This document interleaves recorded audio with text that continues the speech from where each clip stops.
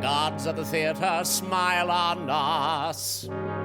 You who sit up there stern in judgment, smile on us. You who look down on actors, and who doesn't, bless this yearly festival and smile on us. We offer you... Hello and welcome to episode 32 of Thespis in the Green Room.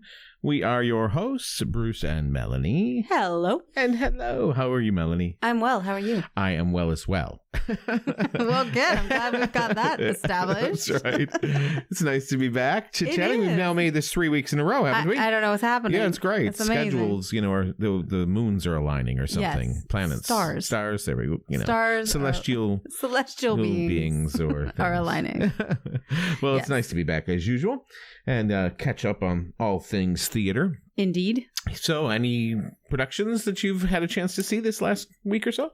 Yes. All right. I was able to attend 1776, the musical about Declaration of Independence. Yes. That was at Converse College. Very nice. And I was able to get over to Spartanburg Little Theater and see Smokey Joe's Cafe. All right. Excellent. Yes, we talked about that with Leroy. We did. Yeah. Did you enjoy? I did. Well, what are you going to say? No, I know. Yeah, I'm sure you did. No, I saw some great clips of the show. I haven't got a chance to see it, but I saw some wonderful clips, and it looks really stunning. So. It is a very high energy show. Right. It's all singing, right, top to bottom, start to finish, nonstop singing. Very good. And all these songs that we know, kind of you're familiar with? Yeah, that we know and we love. Yes, okay. Yes. So, and I have to say, I have to give a shout out to Rick Connor who designed the set because I really liked the set. I mean, there were a lot of things to love about this show, but I was just...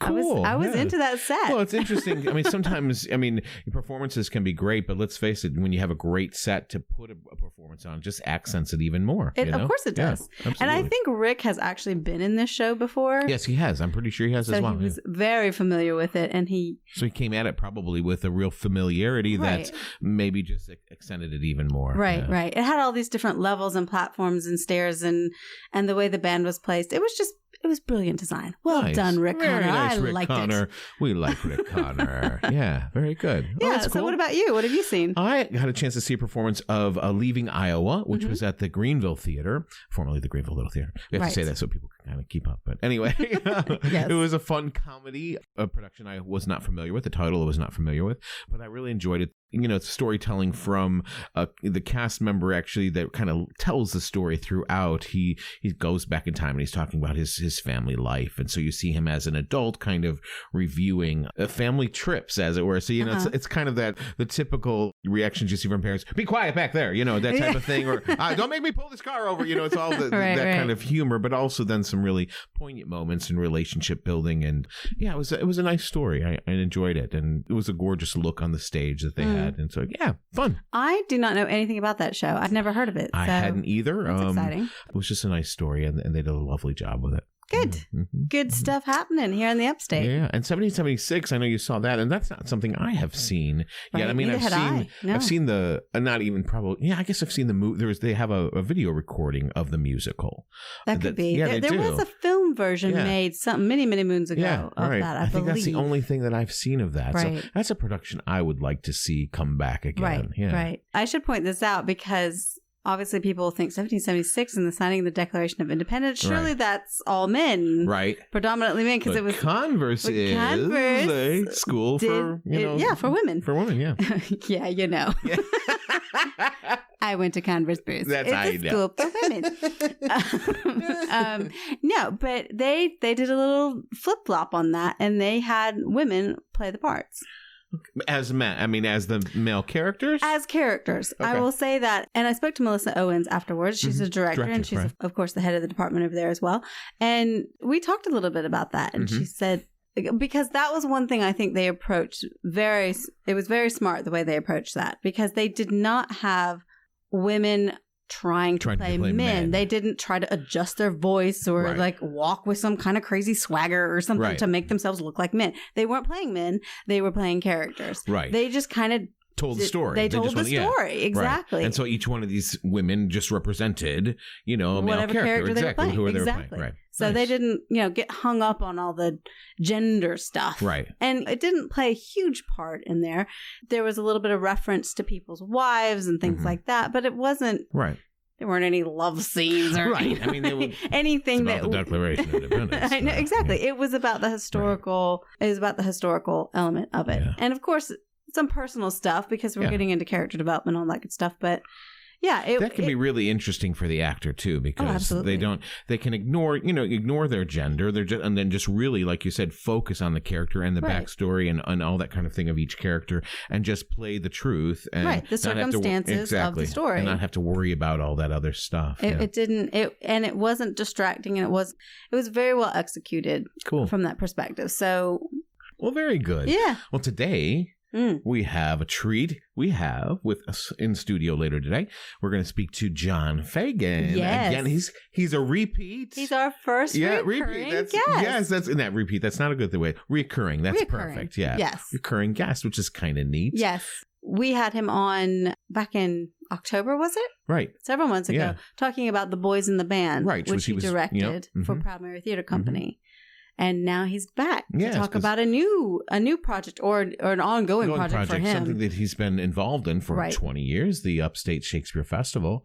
And it's their 25th year. He's been involved 20 years, but it's their 25th anniversary season. Yes. So kind of neat to catch up with him and talk about that. Yes. Yeah. And new productions. Yep. That's where the new comes in. He's got a new show opening for USF. Yeah. Excellent. So tell us who he is, Bruce. You got it. John Fagan is a freelance theater director based here in the Upstate. He is a graduate of Kent State University and has worked in theaters in Kentucky, Ohio, and Tennessee. Here in the Upstate of South Carolina, John has directed at the Warehouse Theater, Center Stage, Greenville Theater, Clemson University, Spartanburg Little Theater, and Proud Mary Theater Company. John is also the producing director of Upstate Shakespeare Festival, a resident company at Warehouse Theater in Greenville, and producer of the annual Shakespeare season in Falls Park. Excellent. Yeah. So let's get into it. Yeah. All right.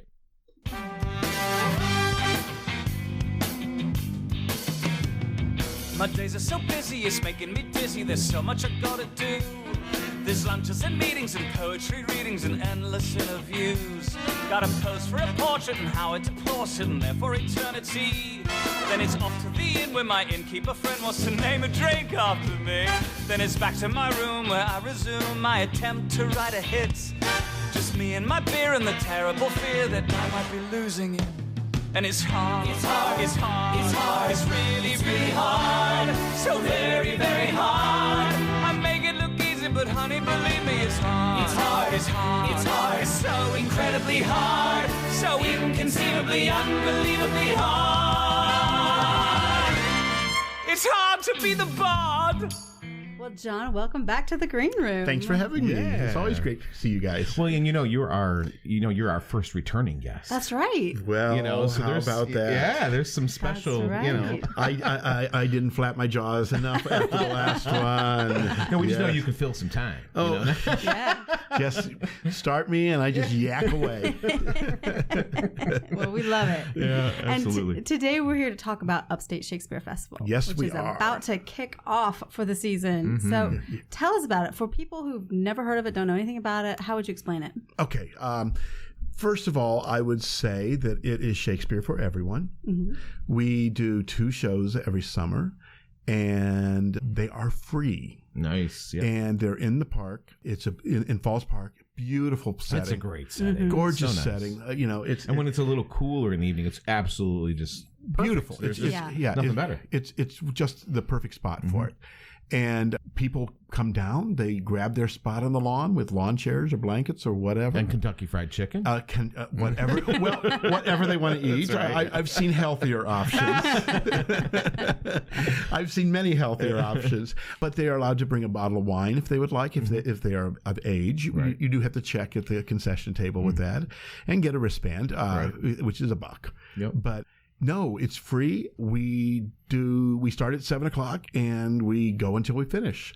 And all of our performances usually last under 2 hours, and they definitely will this year. Yeah. It starts in the daylight and ends at the nighttime. Usually. It does. Yeah. It does. And we have some illumination, but it's outdoor theater. Yeah. And I always tell which I got to tell you is actors, kind of scary to me. I mean, I've never done it really, to tell you the truth. So as an actor, it's always a little scary because I'm like, oh my gosh, all these other elements that you don't normally, deal with. Well, we are right below Mary's Cottage, which is like wedding reception central during the summer. And fortunately, we have a nice deal with them, a working relationship with them. But that's good. Sometimes there are those drunken bridesmaids. No way. The drunken bridesmaids. Oh, drunken bridesmaids. We've had several encounters with drunken bridesmaids. But we are celebrating our 25th anniversry this year. Accomplishment. Silver anniversary. We had, look at my hair. Come on, it was that color when you started. Yeah. Okay. Now it's just simply going white. But no, it's remarkable. Yeah. It's surprising. It's incredible. If you would have told me back when I started this whole thing, I would have laughed and laughed and laughed in your face. I would have laughed in your face if you would have told me I would be running a Shakespeare festival. Really? Because my response would have been, I'm not that smart. So Shakespeare wasn't your forte necessarily? Or no, what? not really. Okay. As an actor, I had only really appeared in two Shakespeare shows before. Mm-hmm. And I designed one. Of course, I did it in school, right? In classes and stuff. I had a working knowledge of Shakespeare, and at one point in the 80s, I told my mom, just buy me a collection of Shakespeare that I can throw in the back of the car. It can't be a nice book, but I gave myself the goal of reading every single one of them. Oh wow! And so I just had done that because I wanted to. I was curious. Mm-hmm. Some people do the Bible. I do the complete works of Shakespeare. And so I did that. And so I had a working knowledge of it. And when I got down here, The Taming of the Shrew was the first show I worked on at the warehouse. And so I fell into it. So you didn't kick off the Shakespeare? No. How long have you been? I've been in charge for 20 years. I took over the 5th year. Okay. It was originally called Shaken Up Shakespeare. Which is what they were doing, and which I think we still do. Sure. Yeah. And it was founded by these three guys, David Daniel, Tiger Reel, and Steve Young, who had gone through the journeyman program at the Warehouse Theater, and they were sticking around that summer.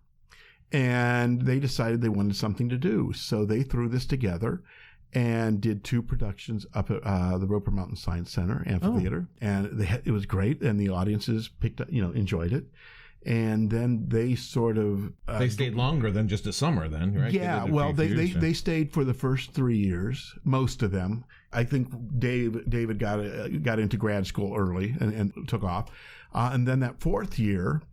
it was taken over by 2 women who had gone through the journeyman program, Jennifer Durson and Demetria Thomas, and that was the first year in Falls Park. Okay. Mm-hmm. And they did it on the lawn down there, which if you experience the lawn during the summer down there, you realize there's like mud. Yeah. Even in the driest of summers, there's mud. Yeah. And especially if you're running around and all that thing. Yeah. It wasn't, I think they would agree, not the most successful season, but we had a warehouse that agreed with the city to do it again. And so Jack Young came to me and asked, he was the artistic director of the warehouse, came to me and asked if I would take it over to sort of put it to bed.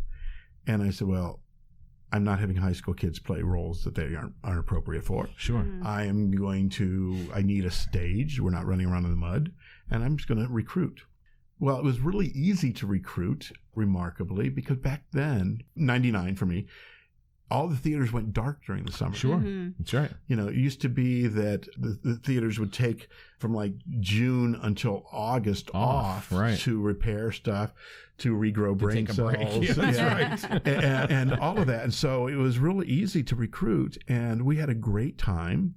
And at the end of the season, several of them came back to me and said, you know what, that was a lot of fun. If you do it again next year, I'm in. Yeah. And here I am. Here we are. 20 years later. Yeah. That's excellent. Yeah. Wow. Yeah. So it's turned into my favorite thing I do every year. Wow. Yeah. Ask me again in the middle of June or July. I may say something differently, but right now it's so much fun. Yeah. It's great. And it's, well, it obviously has to have been, otherwise you wouldn't have stuck with it, because it has to be fun. I mean, it's a lot of work. It's not just all, You're not, I'm not doing it for the money. No, there's not a lot of, that kind or of the reward. glory. And so it has to be fun, and it has to be built on relationships that you make and friendships you make, and that's what makes it worthwhile. And it's something I'm really, really proud of. Mm-hmm. I mean, I look around at some of the people that have come through the program, And there's a guy, Wes Tyler. He directed a show way back in the day with me, and he's the artistic director of a musical theater company up in New York. He directed on Broadway. He directed Jersey Boys. He was the assistant to Des McAnuff, and he's directed Jersey Boys all over the world. He directed for Cirque du Soleil. I mean, this is a guy that we worked with. Yeah. I mean, and there are several actors who have gone on to bigger and better things. Right. And so, somehow or another, we had something to do with it. Absolutely. Even if it was that he looked at it and said, I don't ever want to do this again. I know what I don't want to do. Yeah, exactly. But that's one of those things that is a fact, and we've had a great time with. Yeah. And remarkably, what I'm finding now, and this is shows my age, of course, is at least 3 or 4 people in our current company have said to me, "Oh, we saw this when we were a kid. Oh my! We saw this when we were a kid, and this is something we decided we wanted to do." Wow! And so that's exciting to me. There's this one young woman, Sarah Rackley, who's, I think this is her 4th season with us, and she just happened to mention off the cuff, "Oh yeah, that's how I was," to somebody. I said, "How do I not know this? How do I not know that you saw it and you wanted to come play with us?" Wow. And to see the audiences, see the kids, and quite often we are people's first experience with Shakespeare. Sure. Right. A lot of theater in town is kind of expensive. Yep, that's right. And we are the right price. Yeah. We are free. Right. And one of the things I'm proudest of is we tend to tell the story, so that anybody who comes down and is feeling at all intimidated by Shakespeare and the language and everything, they're at least going to understand the story. Right. So we got these kids, and I remember I've watched kids grow up, right? Who've been coming from when they were a kid, and now they have kids, and the best sad thing is there are probably grandkids out there too. But that's something I'm very, very proud of. Yeah. And I think the whole festival family can point to with great pride. Yeah. Yeah. It's a very rich history over this past 25 years. So. I know. Yeah. It's certainly grown in production quality too, because you've got this great stage to work on that you kind of reinvent every year, which is always interesting. Well, when they redid Falls Park back in 2003, has it been that long? Yes, it's their 15th year. It's Falls Park's 15th anniversary. Is it really? It really is. And so yeah. Oh. And they came to us and said, "What kind of stage do you want?" And so we came up with an oval. And, I think it works real nicely. Yeah. We were the first performance of anything down in Falls Park. That's great. We were in our final week of rehearsals for Comedy of Errors, and there was no power down there. We knew power was coming, but there was no power, so we'd have to build everything up at the Warehouse Theater and drag it down. Right. There was no lawn. And, there was no lawn on the Sunday before we were opening that way. And we were opening on Wednesdays back then. We were doing Wednesday performances. And so they put in sod and got it flattened out. And so at least the lawn, the main part of the yard, had grass. Wow. But there were boulders and earth movers. And there was a giant crane that had a ball hanging from it. And and those guys, the workers down there were great, because they would watch us work and think it was hysterical. And I kept threatening to fly Lynn Yunker in on that crane. And I think those guys would have done it. That's so funny. I think all those guys who were doing the building and re-landscaping would have done that for us. That's funny. So yeah, when I took this over in '99, we were thrilled to have 100 people one night. Right. And that back then we did 2 weekends and 6 performances of each show. And that first season, including a matinee, big mistake. Hottest time of the day. Mistake. Right? The Scottish play. We were doing the Scottish play that year too. And there used to be a big weeping willow tree down there next to the stage. And when we started, it was a hot day and sunny. And when we started, I would say there were maybe 60 people in the audience. And as the show progressed, more and more people moved to under the willow tree. And you saw the actors completely shift their focus to the willow tree. Funny. And it was, I wanted to go to the willow tree too, but I thought, no, if my actors are out in the sun, I have to stand out there. Well, I found out I sunburnt my eyes. What? I didn't know that was possible. I didn't either. Well, when you do, you just cry for like 4 days straight. Oh my God. Yeah, because I went to the doctor. I said, I can't stop crying. And he said, you sunburnt your eyes. Why didn't you have sunglasses on? I said, I did. And he goes, so. Wow. Yeah, so that was the last of the matinees. Yes, never again. Yeah, wow. That was when we added Sunday nights. Yeah. Which is better. Now, has it always been 2 productions? I always thought because sometimes I thought you did 3. There were a couple of years. I think there were about 4 or 5 years that we did 3 productions. I was losing my mind for a minute. No. That was when I was younger and more ambitious and stupider. Yeah, it's a lot to undertake. It is. But back then we would run each show 3 weeks. Mm-hmm. Because you'd be rehearsing as you're performing, just like theaters are. Yeah, that's really a lot. Which we will be doing with this year. We always do, but that was particularly difficult. That was particularly difficult. By the time the 3rd one would roll around, we were all very, very, very tired and sick of looking at each other. I mean, because you create a company, and for those months, you are a family. You are seeing each other more than you're seeing your own family. Right. And you are spending lots of time together. You are sweating together. You get used to each other's BO. Yeah. There have been times I've had to walk up and say, you need a shower to somebody, knowing full well that I'm the one who needs the shower. I keep a stick of deodorant in my bag with toothpaste, everything. So, because you just never know. Yeah. But we create a family down there, and we get close. And so we celebrate each other's. There have been so many people who've gotten married, who have met down there. Right. And I even got ordained to marry the one couple because they said to me, you introduced us, you have to marry us. That's wild. And who was that? Jason and Jenna Comerford. Oh, wow. He was a stage manager. She was an actress. That's cool. And my buddy Charles Hart met his wife Tiffany there. He was a stage manager and an actress. And so it goes on. And so we celebrate everybody's successes when they have babies and kids and when we have to, we mourn together also because over the period of time we have lost a few of our fellow actors and Festivians and that's sad. Yeah, absolutely. But we do get together and we remember the person and it never fails. We end up laughing. Sure. We lost one 3 years ago. Yeah, Jason Bryant, who had been there from the beginning, and he was like a brother to me. And he died suddenly.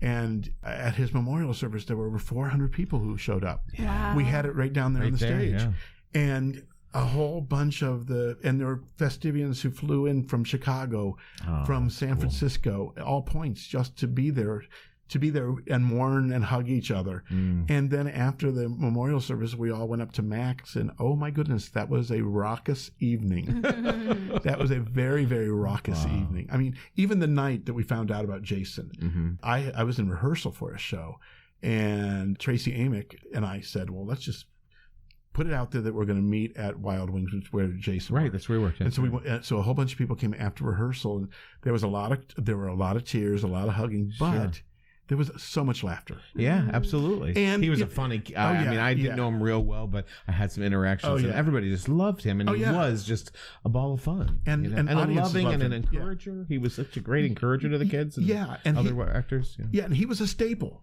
Yeah, he was one of the. And he staples. would do anything too.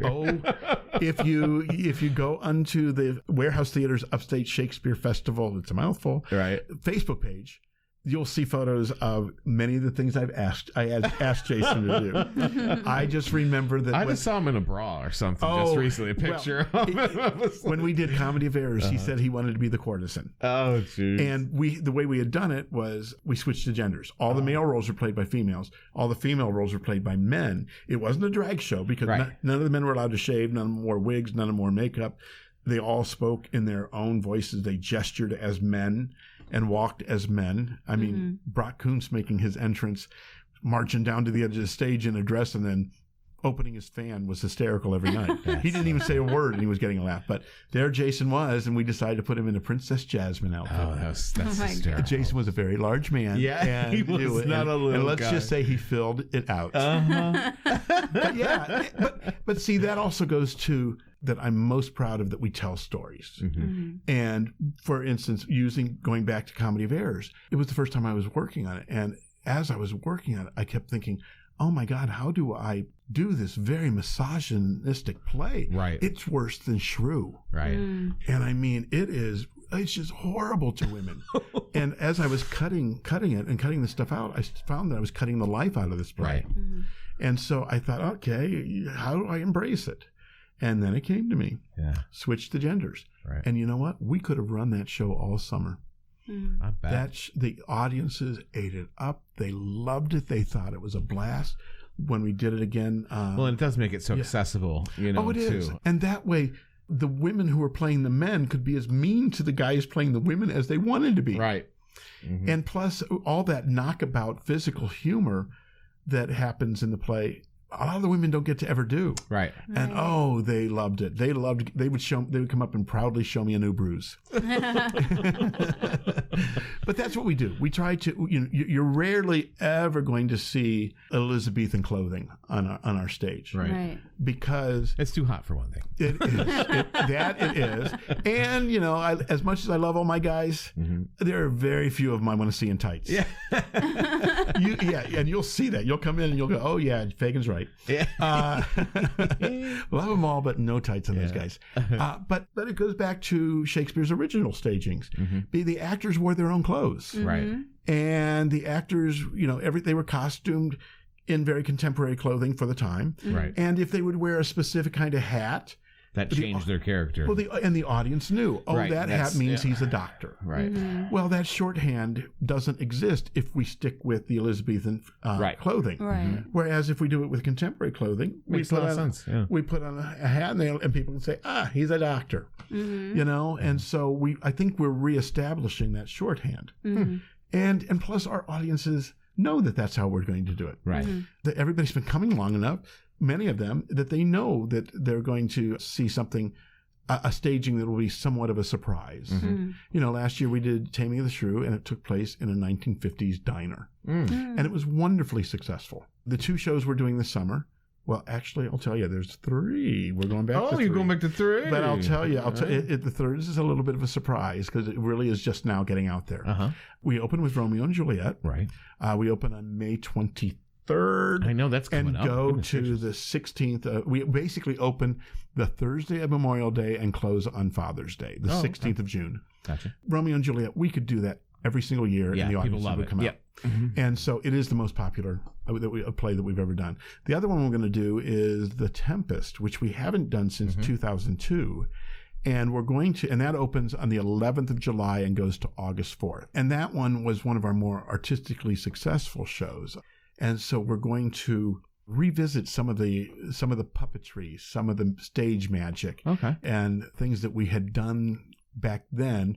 Now we're doing it with a little bit more know-how. Oh, okay. And a little bit more experience. And I'm looking forward to that because we're going to make it an extravaganza. And so it'll be a lot of fun. But one thing we are doing to celebrate this season, there are some Shakespeare plays that cannot be staged in the park for a family audience. Right. The unspoken deal I have with this city is that if we were to get a rating, it wouldn't be any higher than PG-13. And there are just some that if you want to do them, they have to approach R. Right. And one of them is Measure for Measure. We have never done it for that reason. And what we are going to do is for 3 dates in June and 2 dates in July, and I'm going to get them wrong if I try to pull them out of my memory.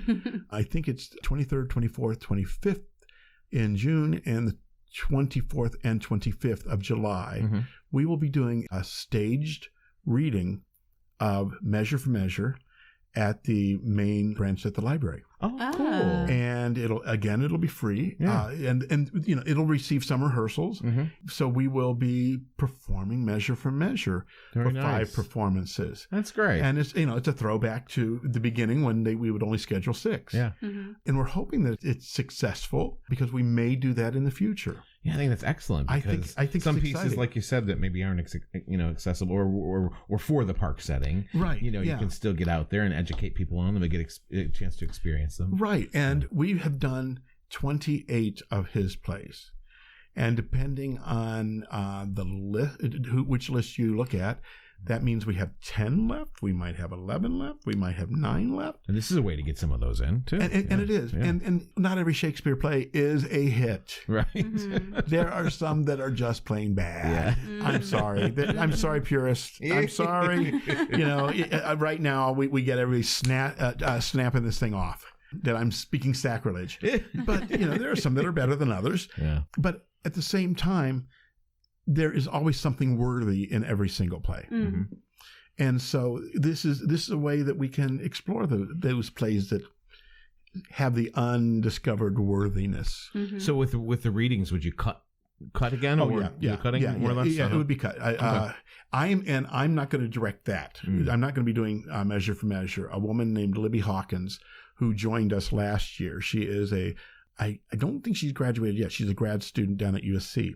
Okay. And she has been really getting interested in directing. And so I said, how about if you head this up and take care of this? And so she's very excited about that. And it's an opportunity for actors who want to participate in USF, but don't necessarily want to come outside, can't commit to all of those rehearsals. I mean, I'm thinking it's going to be 3 at the most 3 or 4 rehearsals. Sure. And so we're going to be able to expand the number of people who can get involved. Right. And that's, as you know, working in theater, you always want to get more. Right. Absolutely. Yeah. I think that's every theater person's first word. It's not mama, it's not daddy, it's more. You want more? Yeah, I believe. Yeah, I'm sure that was my first word. But no, so I'm really excited about that also. That's excellent. Yeah, so it's going to be a little different. And for those people who are out there who belong to our Facebook group, every day I've been trying to find I've seen photo, something from the past. Yeah, a photo of a person, of a play, of a poster, of something, a prop from all the shows we have done in the past. And I was really, really thin on those first 4 years that I wasn't involved. But I have had people from those first giving you some things those first 4 years who have been sending me stuff. That's great. Oh. And so I'm saving all the photos from Romeo and Juliet from their first production of it back. I think they did that in 95. I'm saving those for like the opening week of our Romeo and Juliet because they're really cool. Yeah. And this is because you did Romeo. There was Romeo and Juliet a few years ago too, 5-6 years ago. I think it was in 2008. Sounds like it. Okay. Maybe. And so this is actually the 4th time that the festival has done Romeo and Juliet. Romeo and Juliet, As You Like It, and Midsummer Night's Dream, we will have done 4 times. Okay. And we've repeated several, especially the comedies. Yeah. There aren't as many comedies, and they're the most successful. So you try to rotate them in and out. Mm-hmm. So yeah, good. Yeah, so it's fun. Yeah. Now you talked a little bit about your relationship with the Warehouse Theater and even the City of Greenville, and also now the library. Yeah. Can you talk about your partnerships with those organizations and maybe some others that you haven't touched on yet? Yeah, the Upstate Shakespeare Festival is an arm of the Warehouse Theater. Right. They are a producing organization. Mm-hmm.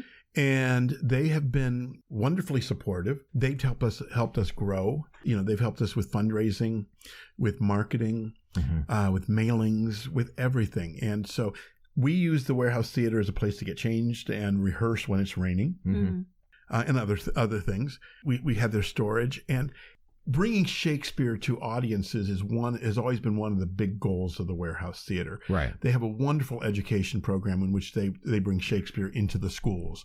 Not only performances, but also they have teaching artists who will go into the school and work for a week with the other kids to the point that they actually do a little bit of a performance at the end of the week. So that people are still getting an appreciation and a love for the art form. That's always been very, very important to the Warehouse, and I love that. The current crop of people over there, they love it too, and they're also very behind keeping this festival free. Yeah, that's great. One of the things that's going out in all the marketing is we said, and not one ticket sold. Yeah. And actually, we can say that with pride. Yeah. And not one ticket sold. You will take a donation, though, won't you? Oh, yeah. You know it. There are always donations. That's the producing side of my title. That's right. I know. But yeah, donations. And the city has always been very supportive. We're fortunate that they don't charge us much, if anything, for the space rental. Because we've been involved. It's a benefit to the city as well. Oh yeah, great. Well, come on now. People come down, and before they go, they run to one of the restaurants and get a picnic, or have dinner, or go to some place and have drinks, or a coffee, or a cocktail, or ice cream. Yeah. Yes. And we do have a number of people who drive up from Atlanta or come down from Charlotte or from the coast. I used to have a family from New Jersey that would plan their visit to their parents around what show we were doing. That's kind of cool. And so they would find out, and then they come down and they would come down. Yeah. And so we are of benefit to the city. Absolutely. We are of great benefit to the city. And we talk often about how arts, benefits our inner city and the growth of the city and the attraction to the city. Oh, yeah. And one of our biggest cheerleaders is Mr. Knox White, the mayor of Greenville. That's excellent. He is one of our biggest supporters. That's great. He and his family will come down to the shows. I mean, one time they showed up the Saturday before we opened, and we were just down there painting and building, and they set up their picnic. And I walked over and said, "Are you aware we're not open yet?" And they said, "We were just wondering if this is how the show was beginning." So what did that tell you about? So he couldn't wait. Yeah, what does that tell you about how we stage things? Yeah. But they ate their picnic and came up and helped us. Yeah, that's cool. Which was really cool. Yeah. So excellent. Yeah, and I think Marcia, his wife, has been dragged on stage by somebody once or twice that didn't know she was the mayor's wife. But it's remarkable how much the city has enjoyed us. And again, I just shake my head in amazement at what we have been able to get away with over the last 25 years. That's cool. Yeah, amazing. Yeah. Well, you talked about this season, which sounds fun and exciting, especially with that edition of the library series. So when do you audition for all this? Because it's a big production, a lot to go into this summer festival. When do you get in there to get your auditions done, and how do you rehearse? We will do auditions sometime in April usually. And because we get a lot of college kids, I get a lot of video and online auditions. Great. That's been one of the things that we've learned to grow with and adapt to, and it works. And I've gotten some very nice people and good people that way. But we will have auditions in April, and we start rehearsals right away. Because we basically, rehearse for a little over a month, right? Before we have to do our first show. We tend to rehearse outdoors as much as we can. Good to get acclimated right away. It sure is. And plus, it's good publicity because when we're down there rehearsing, there will be crowds of people who will be sitting watching us. How is that? I mean, it's wonderful. It's wonderful. Man, good for y'all. I will say it took some getting used to initially, but it's really cool because there are audience members who know that we'll be rehearsing, and they'll come down and watch the rehearsal process, and then they'll come back and see the finished product. Exactly. And I have two really cool photos from a couple of years ago. We were doing As You Like It when we were rehearsing down there, and my woman who was playing Olivia was supposed to jump off the side of the stage and hide. Well, this little boy, 4, 5, walks up to her and says, "What are you doing?" And she says, "I'm hiding." And he said, "Okay, I'll hide with you." And then in the next photo, you see him crouched down, hiding his face. And I don't know how we knew to get that photo, but we did. That's excellent. We did. And so it's good training for us. Yeah. I say every actor worth his or her salt should do outdoor theater at least once in their life. Because it'll teach you if you don't want to do it again, or you want fall to in love with it. Yeah. Because it requires a whole set of muscles that you don't have to deal with. I mean, you don't have drunken bridesmaids. Right. You don't have low flying planes. You don't have ducks. Oh, yeah, I saw the ducks make a cameo. Or a sudden storm that rolls in, right? But the storm, we usually get a warning. Yeah. We see if there's going to be a wedding around, generally we get a warning. The ducks, you have no warning. The ducks in Falls Park will cut you. They will cut you. That's funny. There's some rough ducks. Oh, they are. The duck gang coming at you there. Oh, it is, because they just wander right in and will stare at you until you feed them. Or they'll poke at your leg, or they'll get up on stage. I mean, the ducks. Now, do you typically direct both the shows, or how would you handle that? I have been, and because of the anniversary year, yes, I'm going to do them both this year. But last year we had a guest director. It was Amber Ensley, who had been my stage manager for so many years. Right.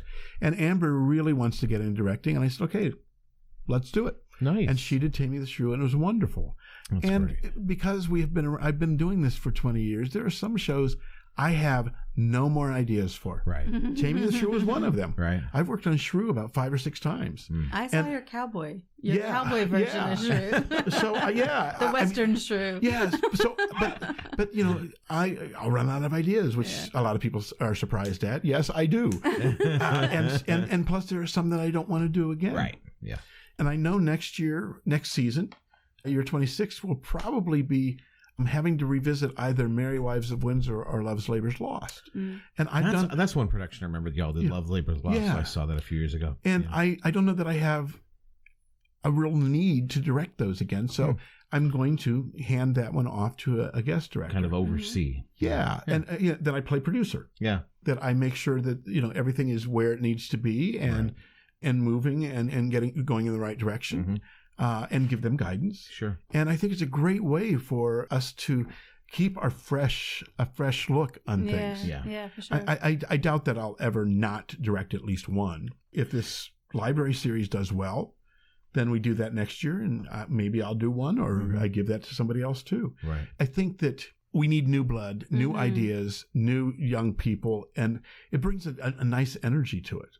Sure. And so I'm going to be looking at that more. Yeah. I am getting to the point that I don't have to do everything. Yeah. That is a tough lesson to learn. Sure.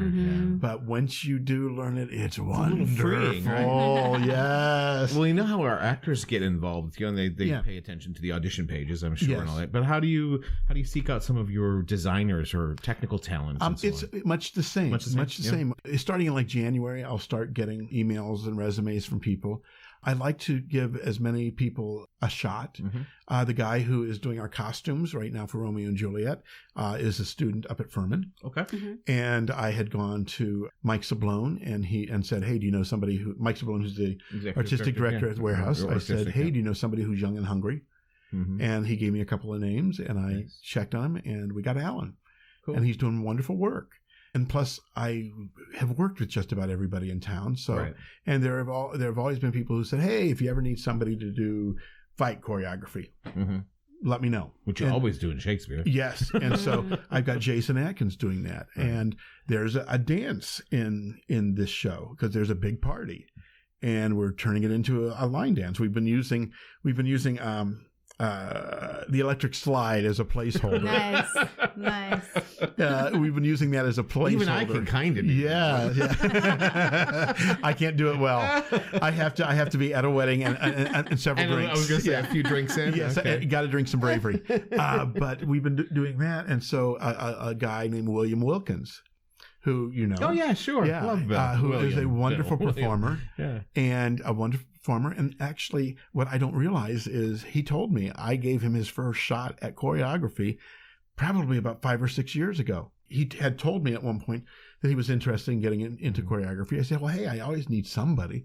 And he came down and put together a dance for us. Nice. And so he's going to do that this year. So we get more and more people involved in it, and it's fun because, like I said, they have new ideas. Yeah. They have fresh ideas. Yep. Hey, electric slide? Yeah. That's the old guy coming up with a crappy idea. We're showing our age by Yeah, right. That one's been around a little while. I know, but everybody knew it. That's right. Yeah, sure. so everybody's been to a wedding that's done the electric slide. Right? Yeah, there were only a few of my actors who didn't know it. Really? Yes. Yes. There were just a few of them that didn't. That's great. So, yeah. So what do audiences need to know about the logistics of coming to a USF show? We talked a little bit about what you can bring, your food and all that, but what's the deal down in the park? Well, the first thing I'm going to tell you that is the most important for Greenville audiences parking. Yeah. Yes. The indeed. best, It gets harder and harder, doesn't it? yes, but the best place to park is at County Square. Absolutely. Preferably behind County Square, because there is an entrance to Falls Park right there. Yeah. And you get That's parked why I there parked all the time. and It's- just and just come right down the drive. If you are someone with mobility issues, call me. I know the code. Oh, okay. So if there's somebody who is, an older person or somebody who has a broken leg or something, call me and I can get you in, I can get you parking much closer. Oh, nice. But we don't leave that open for everybody, because otherwise I'd have no parking for people who need it really. Need it. and that's, I'll give you the quick phone number, 864-787-4016. And I can answer any questions about that. Great. But generally, people will start showing up and grabbing their seats around 6 o'clock, and that's on like Thursdays and Sundays. Right. Fridays and Saturdays they start showing up about 5:30, and they will come down and set up their. So you chairs. say they're grabbing their seats, but they're not. There's no chairs provided. No. They are claiming their spot on the lawn. Yes. We do reserve right down front for blanket seating, but there have been many times that it's 6 o'clock and we've got about 40 some chairs out there already. A lot of people, what they will do is they will come down, set up their chairs in the bright sunlight, and either go off to the shady parts of the park and have a picnic, or go get something to eat. Because a lot of people don't believe me, but I've never lied about this. The entire yard is in shade by 7 o'clock. And so you can sit across the entire space. But yeah, you grab your chair, you grab a blanket, you grab stuff to eat, a bottle of wine if you want, and we just start at 7 and perform for whoever's there. And generally there are quite a few people there. Yeah. And us opening with Romeo and Juliet, there's gonna be a lot of people. We've the last time we did it, we played to over 1,000 people a couple of times. Great. Yeah. That is incredible. Very incredible. And y'all have added some production elements to help. Right. As well. We do sound. And I've got Matt Polachuk, who's coming in. You got Mr. Matt. Yeah, you got Matt. Matt's going to come great. in. Matt's going to come in sometime next week and set everything up and play with different arrangements and everything. Matt, for those who don't know, Matt is like sound guy extraordinaire. Yeah. And worked with him a couple times. He's great. He's just a good guy. And he's going to try to figure out how to get the most sound out of what we have.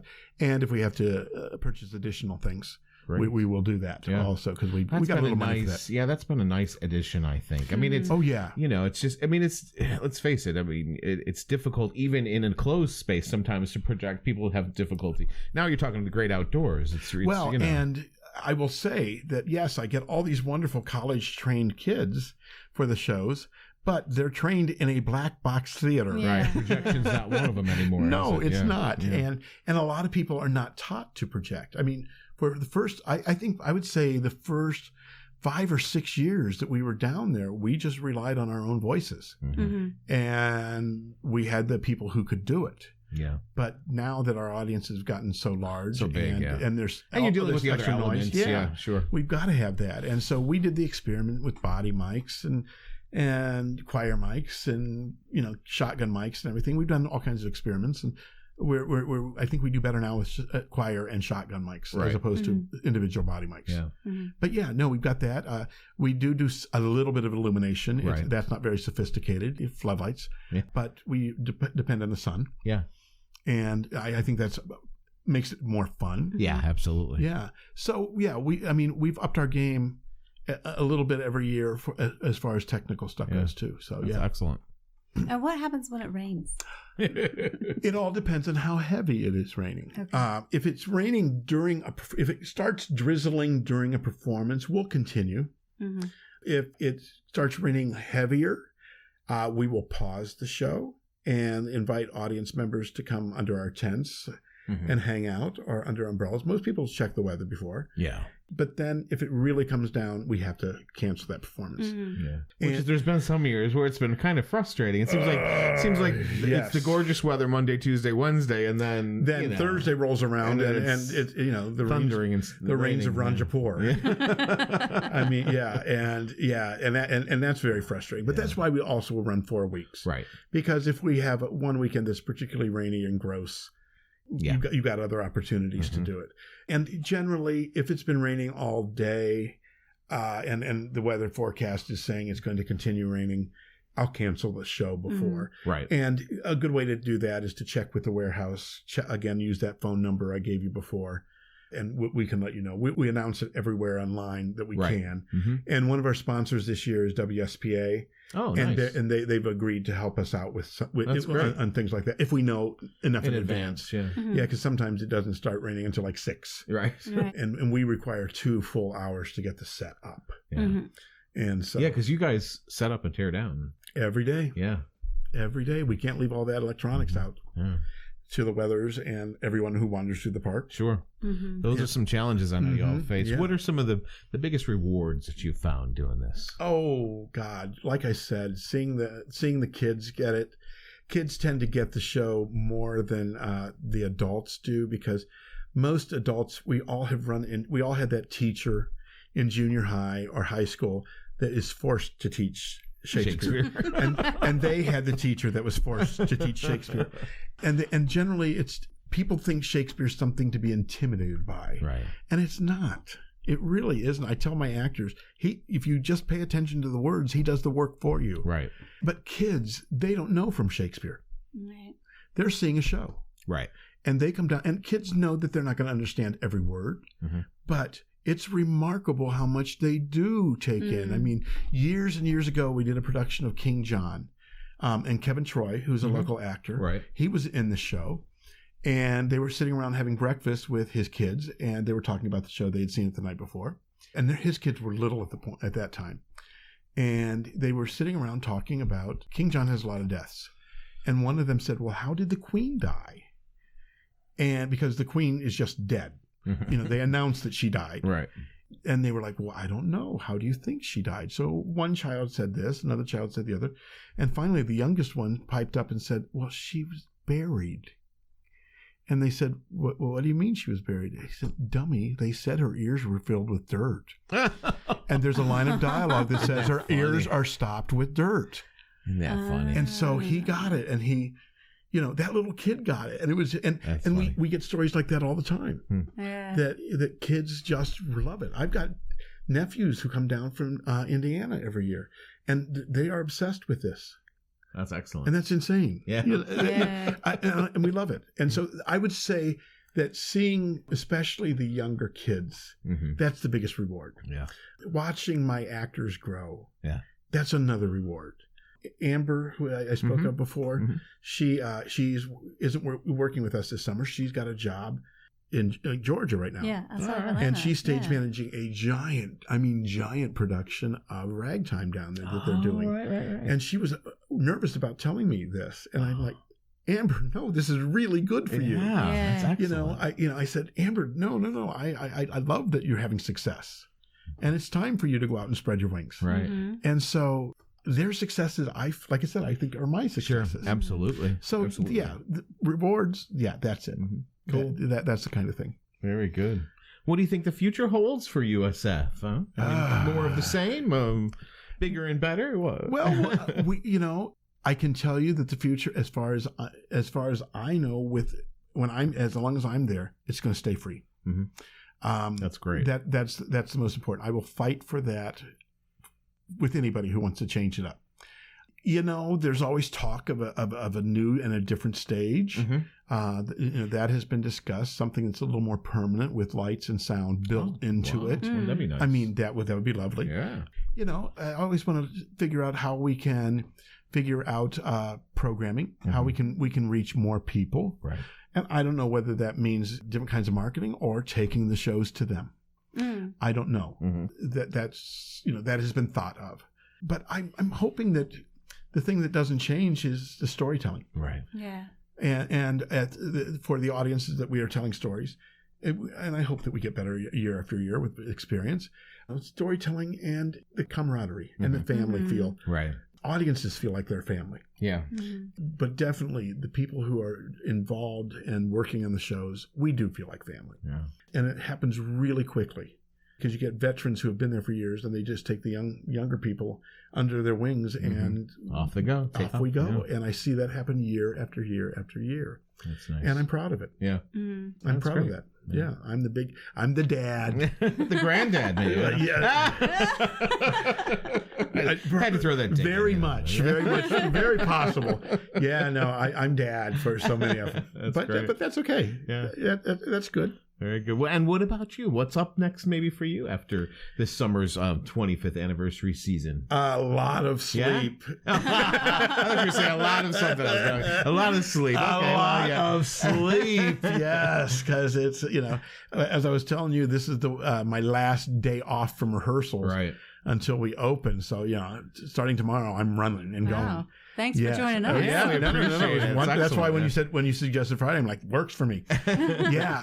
So I've got that. But I know that I'm going to be directing a show at Spartanburg. I'm going to be doing, and then there were none in the fall. And then a great one. In the spring, it looks like I'm going to be doing 9 to 5 at Center Stage. Very good. That'll be fun as well. Yeah. Yeah, both really, really great production. In the meantime, I'm going to get naps where I can. I don't have the energy I once did. I mean, So I've got naps and the occasional beer or 6. Well earned. Yes. Absolutely. So we appreciate you joining us, taking some time out for your last day off, joining us. Last day of freedom. To kind of discuss what's going on. We want to keep our listeners up to date. What's happening downtown at Upstate Shake. So thank you so much for joining us. And again, thank you. This has always been, and I'm quite proud that I'm the second. Yes. So your first repeat. First repeat. Your first repeat. Promo that, keep track. Well, thank you, John. You have a great rest of your day off. Thank you. Yeah, we'll see you down in the park. Yes, absolutely. I hope so. All right. See you. See you later. Bye-bye. Bye.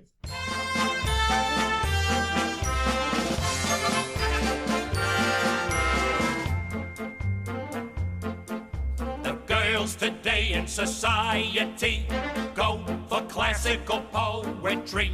So to win their hearts, one must quote Whitby's Aeschylus and Euripides. One must know Homer and believe me, Bo, Sophocles, also Sappho.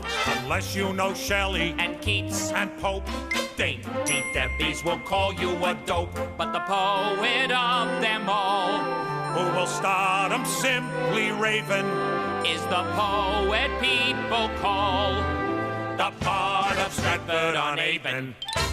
Brush up your Shakespeare, start quoting him now. Brush up your Shakespeare, and the women you will wow. Just declaim a few lines from Othello, and they'll think you're a hell of a fella. If your blonde won't respond when you flatter her, tell her what Tony told Cleopatra. If she fights when her clothes you are mussing, what are clothes much ado about nothing? Brush up your Shakespeare, and they'll all dow. Well, John is a chatty Cathy. It was great. I love talking to him because there's so much to talk about, Well, he's got 100 years of experience, so there's a lot to. No, he's not that old, but he does reference his age a little bit. He does say, his hair is now whiter than it was when he started. Right? It's Targaryen silver. I'll throw that out for those of you watching the last season of Game of Thrones, which we won't get into because that's a whole nother topic that has nothing to do with theater. Yeah, that's right. But some of us love it. And I can say I've never seen an episode. Oh, just stop it. Just stop it. Anyway, back to theater. Yes, back to theater. Away from the dragons, All back right, to theater. Back to theater. Yes, and it was great, of course, to catch up with him. And he's got such great insight and great experience and just tons of memories to share as well. Mm-hmm. And just a real love for this festival. Yes. Yeah. Well, I mean, it's been his baby for the last 20 years. Right. And he's done amazing things with it. Yeah, it really has.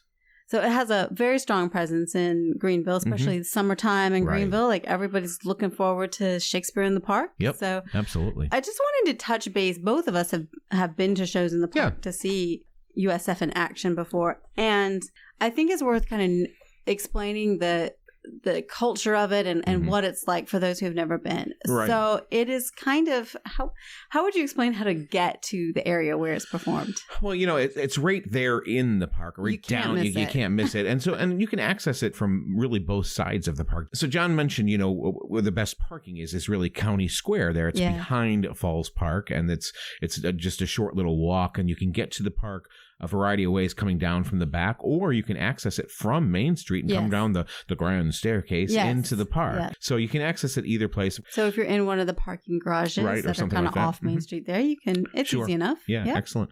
And then, of course, you want to bring along something to sit on so that you're comfortable, right.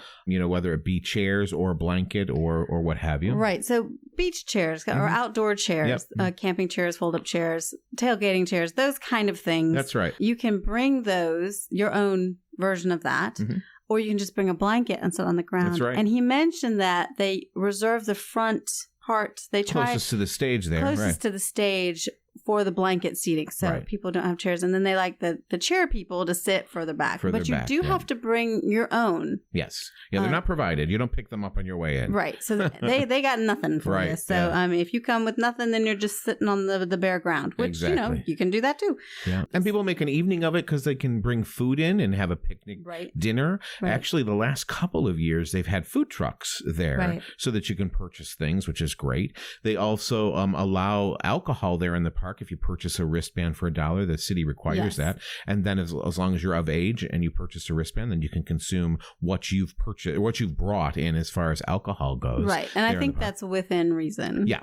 Obviously. Yeah, right. Absolutely. But they do check your ID. Yep. And then once they check your ID and you pay your little $1, then you get the wristband and you can consume the beer or wine that you've brought with you. Exactly. It's really very family oriented because a lot of families come because it is, like John stressed, it is free and something that he believes really in, that it stays free. It has great support within the city and with the Warehouse Theater, of course, that helps sponsor this event. And I'm sure they have other show sponsors, but they want to keep this free so that they can introduce Shakespeare the way that they do to the masses. They do. And like we mentioned, there is something of a sound system and something of a lighting system. So as the sun goes down, they do have a little bit of lighting, but it's nothing like you'd get in a theater that has a bunch of lighting instruments. It's just a basic floodlight, just so you can see what's happening. That's right. And it's also worth mentioning they do have a concession stand, and you can buy some light snacks and candy bars and bottles of water and soda and that kind of thing. Absolutely. I don't think they actually sell alcohol.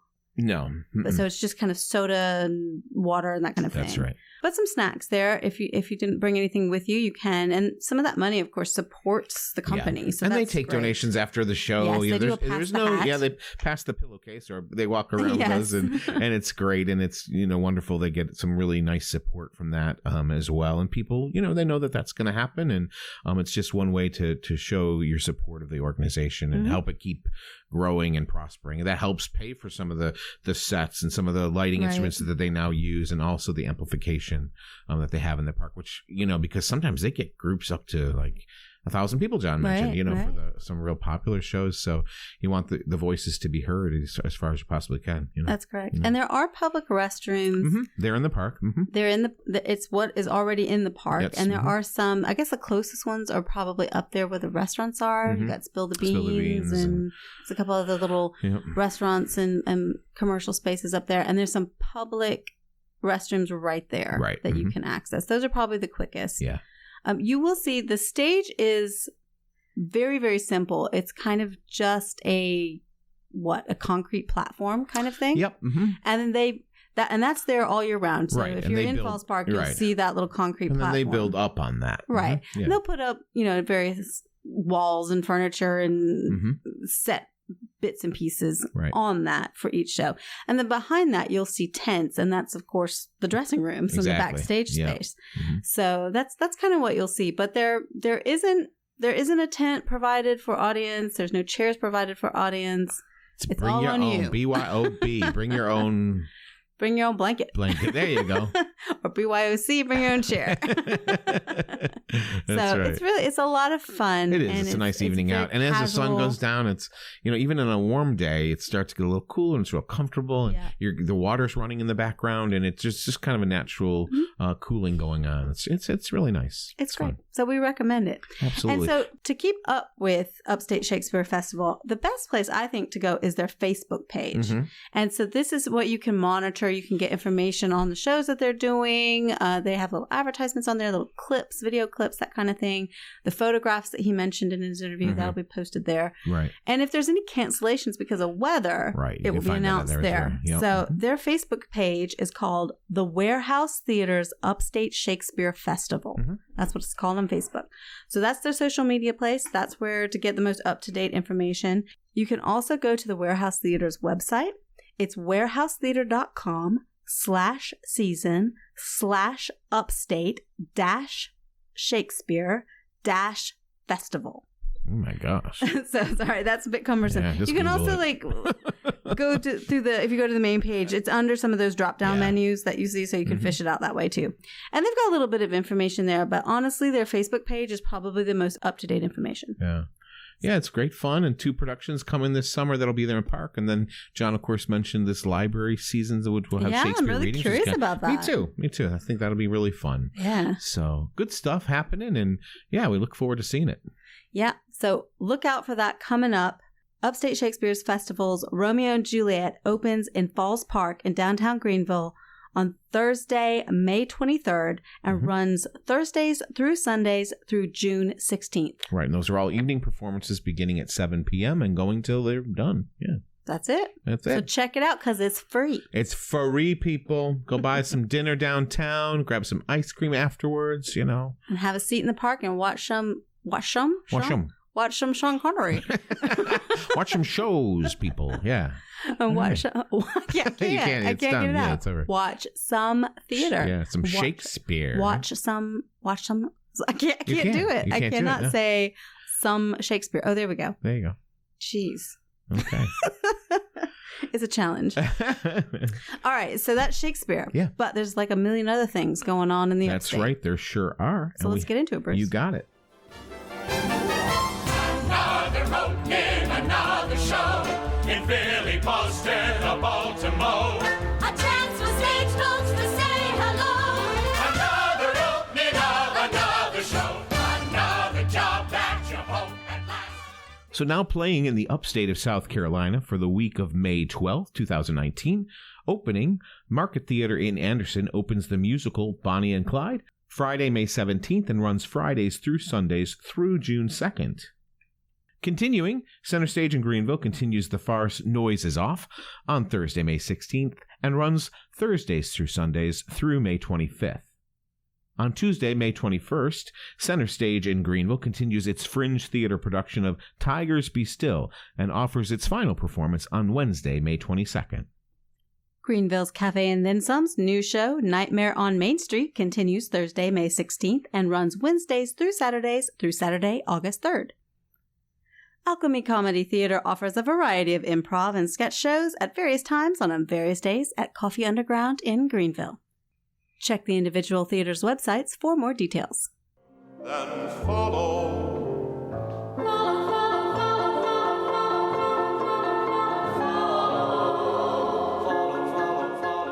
Hello there, theater people.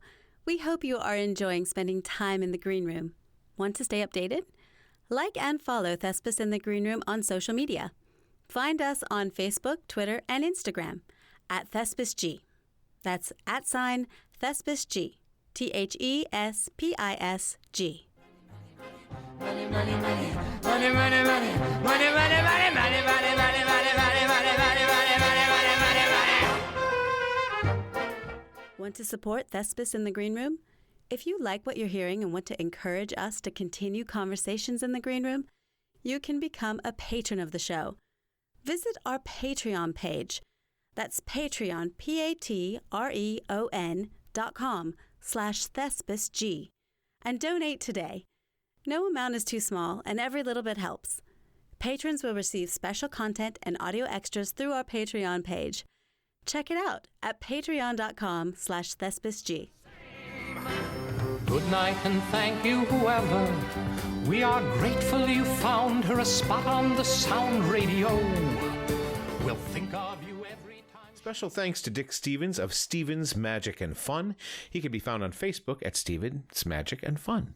Thespis would like to extend a big thank you to our fellow podcasters Teddy and the Bassman for their help and guidance. Listeners can find Teddy and the Bassman at teddyandthebassman.podbean.com or through podcast players, iTunes, Google Play, and Stitcher. Thespis in the Green Room is a Courageous Crossings production. Music used in this podcast is licensed by ASCAP and BMI. What comes next? You've been free. Well, and that's all from the Green Room today. That's all we got. That's it. But that's there ain't a lot. No more. There is that a was a lot. There is a lot. There's a lot. There's a whole canon of information. See what I did there? You did. I like it. Yeah, I like that. A whole canon. Yeah. Right. And we don't mean like boom cannon. We mean a big book of Shakespeare plays. That's right. So, well, until next time, Melanie. That's it. We'll see you. Alrighty. All right. Bye.